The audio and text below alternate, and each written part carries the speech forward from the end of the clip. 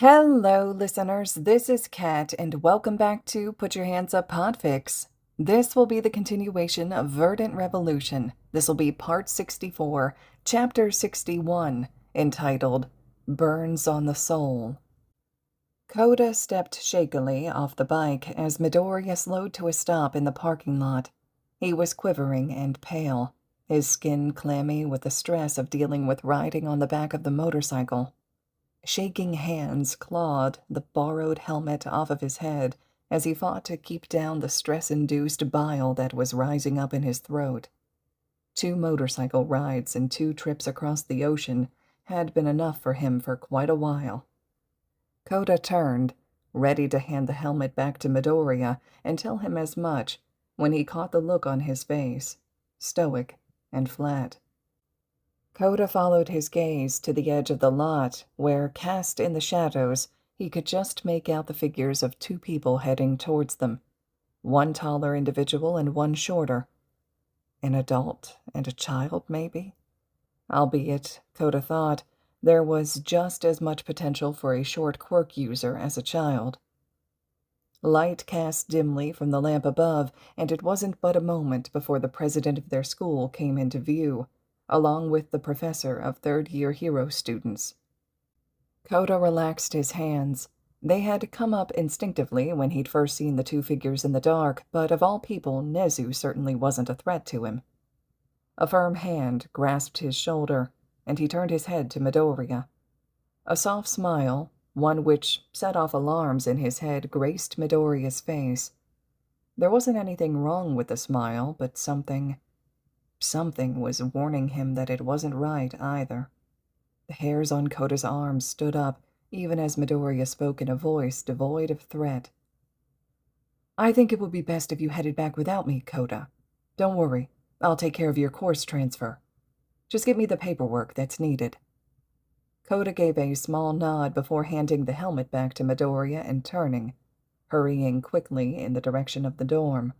The smile dropped from Midoriya's face, and he rubbed his jaw. "Well, I can't say it's pleasant news, then, if you 2 are waiting for us here in the parking lot." Midoriya had received the message while he'd still been in the air.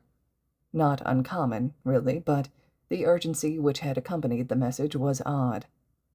Nezu shook his head as he walked forward. Each step was accompanied by the soft click of claws against hard asphalt.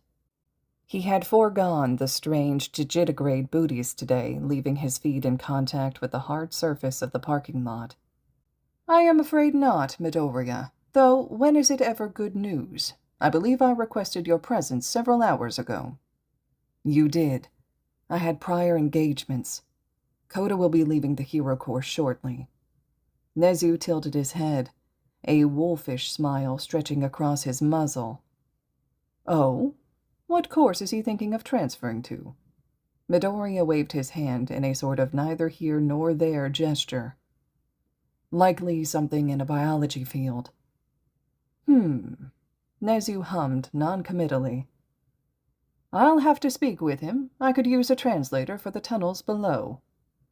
Midoriya clicked his tongue and huffed. "There is no reason for any student to have contact with the things down there." Nezu tutted at Midoriya, shaking a clawed digit. "They are not things, they are people. Anyway, we always have 1 or 2 students every year who wander into the tunnels and never return. I do wish they would stop dying or joining the cults, though." Midoriya shook his head, attempting to dispel the images in his mind of the bullshit living under their feet. "What precisely was the news you wanted to give me, Nezu?" "Ah, yes." With only some minor prompting on Midoriya's part, Nezu finally produced a list from the pocket of his tailored suit jacket. He handed the list over with a smile. "I believe that you'll find this as amusing as I have." Midoriya looked at the list for a long moment before flicking his eyes up to the chimera. Silently, he raised an eyebrow. "Am I supposed to pull out a blacklight or something? All I'm seeing is a mix of Class A and B's names here." "Oh, yes, a black light sounds like a wonderful idea, Midoriya. Let us try that. Perhaps you'll be able to find another funny joke."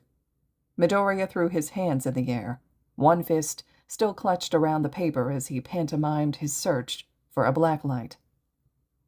"Oh, well, sorry, Nezu. Fresh out of blacklights here. What the hell am I looking at?" Nezu grinned sharply.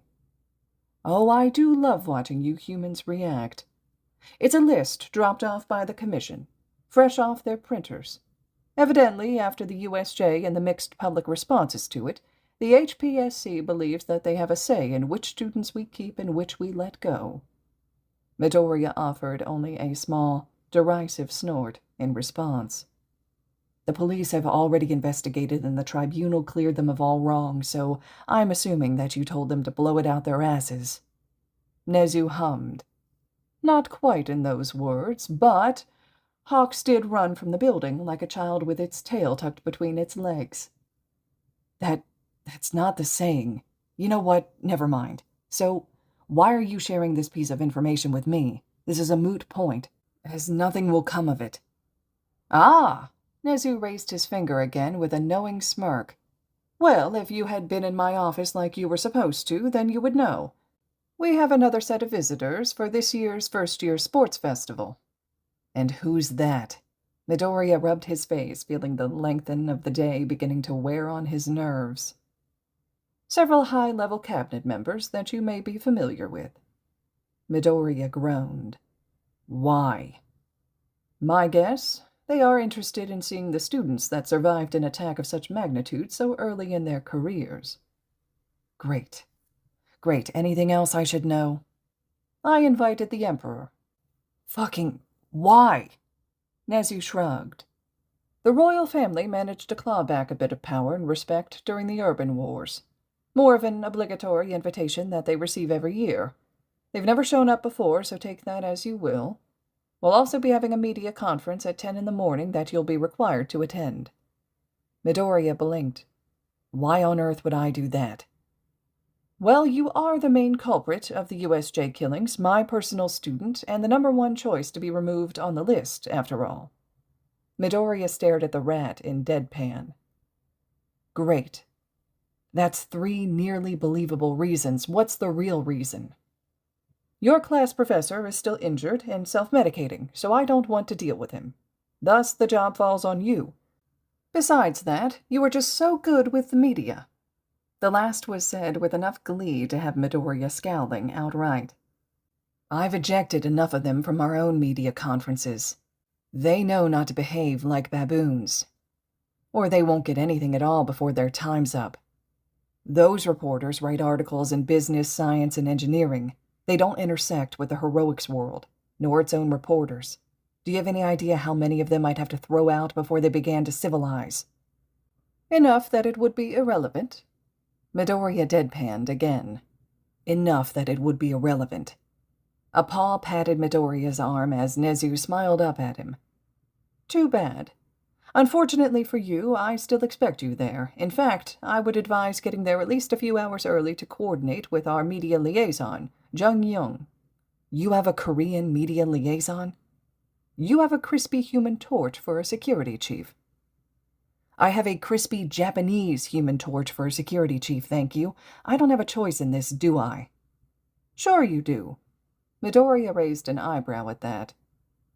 "I'll just get one of the 2 class presidents to take your place. I'm sure the Yaoyorozu heiress should be fine in front of a camera. After all, isn't that a skill that her family should have taught her?" Midoriya allowed the image of Yaoyorozu in front of those reporters into his head for one moment. Stuttering, stumbling, questioned on material that she hadn't the first clue about. She'd get eaten alive. A moment was all Midoriya needed before he was hissing out the air between his teeth. "Fine. That's what I like to hear, Midoriya." Midoriya turned to Snipe. The silent man had yet to say a single word from behind his trademark mask. "You don't have a single word for this conversation?" "Partner, I don't get paid enough to worry about any of that." "You're a hero that has spoken with the media constantly. You have ties to the government." "And for once, it wasn't I that shot someone. Something I will continue to be infinitely grateful for." "Of course you will." It was a long, slow stroll back to the dorms as Midoriya thought about his next steps.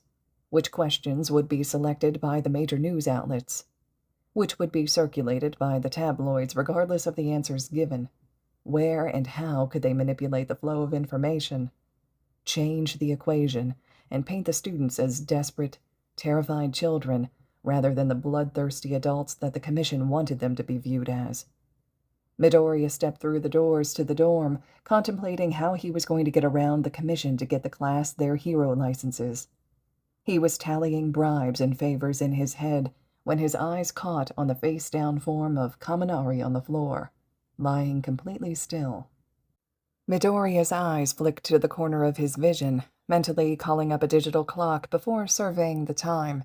It wasn't quite late enough for everyone to be asleep, and it certainly didn't explain why Kaminari was still on the floor. Midoriya poked his side with the tip of his shoe. "That can't be comfortable. Why are you still on the floor?" As it turned out, Kaminari was not asleep, passed out, or anything else that might have especially concerned Midoriya. Instead, he'd simply been staring at the ceiling for hours, by Midoriya's own estimation. Surprisingly comfortable when you stop thinking about it. "You know you're going to feel this in the morning, right?" "Probably. Maybe not. I'm good with that." Midoriya pinched the bridge of his nose and sighed. In a quick motion, he had Kaminari hoisted up and over his shoulders in a fireman's carry. "Unfortunately, I'm looking for a list of people and you're on it, so you're coming with me." Midoriya saw a thumbs up in his peripheral and simply shook his head. Pulling out the list that Nezu had given him, Midoriya swept up the floors one by one, knocking on doors and requesting that the people from the paper meet him downstairs. When he'd finally made his way back downstairs, he counted heads: Tsunotori, Uraraka, Toga, Tokiyami, holding what looked suspiciously like a lamp, and Tokage. With Kaminari on his shoulders, he counted 6.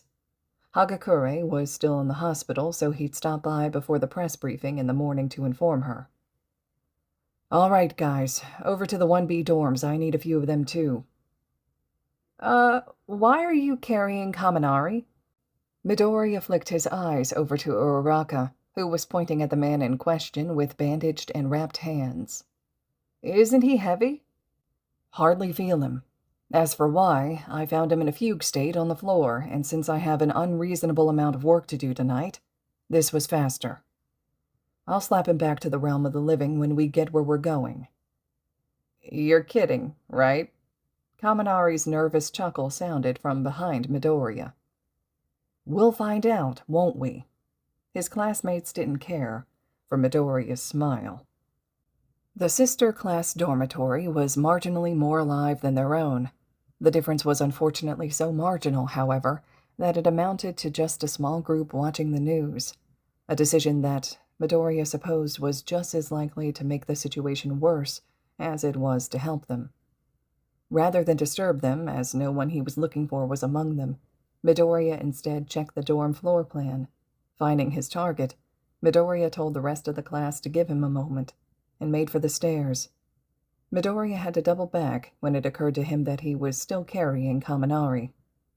A brief knock on the door and a couple moments were all it took for the quick snick of locks disengaging to come from the other side. Kendo opened the door and blinked for a second when her vision came in line with Midoriya's chest. Glancing up and recognizing who it was at her door, she gave a tired smile. "What can I do for you, Midoriya?" "I've got a few of 1A with me. Could you get Komori, Kororo, Kamakiri, Shiozaki, Bondo, and Monoma for me?" Kendo blinked again before scratching her head. "Sure, I can try. I doubt Monoma's going to come willingly, though. He's not doing great. What's this about?" "Nezu gave me some news to pass along as per usual." Kendo quirked an eyebrow. "He can't come down here to pass it along himself?" Midoriya's expression fell flat. "Trust me, you really, really don't want that." "Is Monoma in his room?" "Should be. You want to deal with him, be my guest. I've tried everything at this point to get him out of that room. He won't come out unless it's absolutely imperative."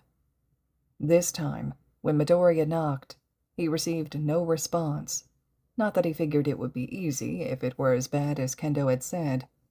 Midoriya weighed his options for a moment before settling on the straightforward approach. He raised his voice. "Monoma, you can either open this door so I can talk to you, or I can break the door in. We're still gonna talk, you just won't have a door for the night."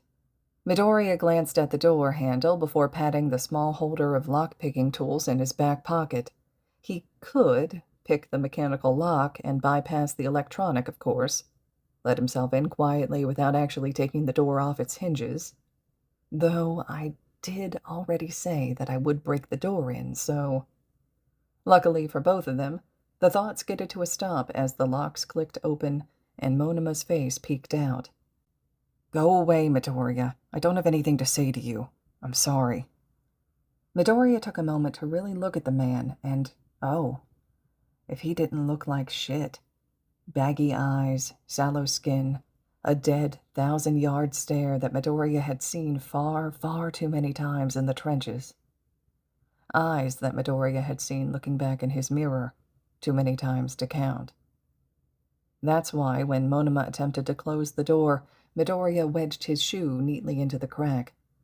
Why, when Monoma grabbed a hold of his door, grumbling heatedly, Midoriya's eyes narrowed onto Monoma's hand, his words falling on deaf ears. Midoriya pushed into the room, shoving Monoma back as he closed the door behind himself. "When was the last time you changed the bandages on your hand?" Monoma muttered something at him, too low and irritable for him to fully make out the words. He understood the sentiment, though. "Yes, I'm aware that I'm in your space, making demands of you. Now answer the question." "This morning." Midoriya sighed before pulling Monoma over to his desk chair and sitting him down in it. A quick glance at the desk was all Midoriya needed to locate the sparse medical supplies that he had been using, including the unopened jar of petroleum jelly that he had been sent home with. Midoriya sat down on the corner of the desk, dragging Monoma's hand up so he could examine the bandaging. It bothered him just how little care both classes showed for themselves. Throw a dying person in front of them and they act without hesitation, but dare to suggest they do the same for themselves, and it's a damned carnival. Wordlessly, Midoriya located a pair of nitrile gloves in the first aid kit and slipped them on. "Don't wrap the bandages this tightly next time," Midoriya began as he quickly unwound the layers, working despite the protests of the skin underneath. "You don't want pressure on burn wounds." He hissed through his teeth once the bandages came off fully. Burn scars were never pretty, and the extensive damage that Monoma had done to his palm with Ashido's acid was a nightmare for even Recovery Girl and her team to repair. "Pretty, isn't it?" The self-derision in Monoma's tone was thick, and even as Midoriya glanced up, Monoma looked away. "I'd say it looks pretty damn heroic to me." Monoma's head snapped back towards Midoriya, his expression bewildered. Midoriya clicked his tongue as he pulled fibers from the wound. "Do you want this to get infected, Monoma? Where's the petrolatum gauze you were given? You need to use gauze that won't stick to the wound. The petroleum jelly was also supposed to go on the burn. I know this was all explained to you." "You called the burn heroic. I killed someone, Midoriya." Incredulous anger was all Monoma could muster. Midoriya froze, his finger smeared with jelly and frozen halfway to Monoma's skin. Gathering himself, he shrugged the feeling off and continued. "I've killed many people, Monoma. Many people, many methods, most evil, some good. A lot of them innocent of everything except following orders. Any injury you get, any scar you get while protecting the life of another is one to be proud of. Even if it means that you took a life to do it." Midoriya closed his eyes and took a long, deep breath, clenching his fist and inadvertently smearing the jelly across the palm of his gloved hand. "Taking a life is not an easy thing. Every time you do it, a little piece of you chips away. It hurts. It haunts. It rips away at you, and it should. For heroes, the day that it's easy to take a life is the day you need to retire. Some heroes never have to, and in an ideal world, that's how it would be all the time. Not everyone is that lucky. Sometimes. That is the choice a hero has to make. How? How can you function so well like this? I only killed one person, and I can't stop replaying it in my head. Again and again and again, I see their face, see what I did. I can't sleep. I can't eat. I can't. But you? Monama's voice cracked painfully, the air in his lungs choking and wheezing its way out past Monama's guilt-ridden panic. Midoriya didn't need to look up from the burns to know what he'd see. He knew what Monoma was seeing in his head all too well. He hadn't had the time to go over the footage from the USJ, but he had seen the photos of the plaza where he had fought. He had seen the bodies. Monoma, you have the right to think about the life you saved. Monoma froze at the expression on Midoriya's face. Midoriya had dropped his mask. His features were strained, while his eyes, those dead eyes. What happened is awful, but the villains were there to kill you. What would have happened to Ashido if you had failed? It didn't matter what quirks you had or didn't. It doesn't matter that you got injured. It doesn't matter that the villain ended up dead. Did you have any other way to defend yourself in that moment? Any other way that you can say for certain would have saved your life and left the villain alive? Had you not done what you did, you would be dead. She would be dead. You did what you had to in order to protect a life. That is not something anyone should fault you for, most of all, yourself. A moment, and then... Does the screaming ever stop? Midoriya felt his guts being dragged out through his throat as he swallowed, as the images of men on fire sparked to life in front of his eyes. Images of soldiers gleeful as they hosed their enemy in burning fluids. Their screams echoed in his ears as much as they did in his dreams, as much as they echoed in his head when he closed his eyes and tried not to hear it. No. Midoriya's voice broke, and he swallowed again before continuing. No. But it does get easier to bear. All right, listeners, this concludes Chapter 61 of Verdant Revolution. Chapter 62 will be up next. I would love to hear your thoughts and reactions to this one. Personally, I like the fact that Midoriya is invested in also the Class B students and that he had this interaction that took place with Monoma. I also love the interactions that happen between Nezu and Midoriya as well. And so I hope you all have an opportunity to maybe react to this, to let me know what you're thinking. So you can drop comments below. You can also slide over to the original fic, leaving comments, kudos, and support to the original author as well. I'm sure it's much appreciated. And as always, thank you all so much for listening.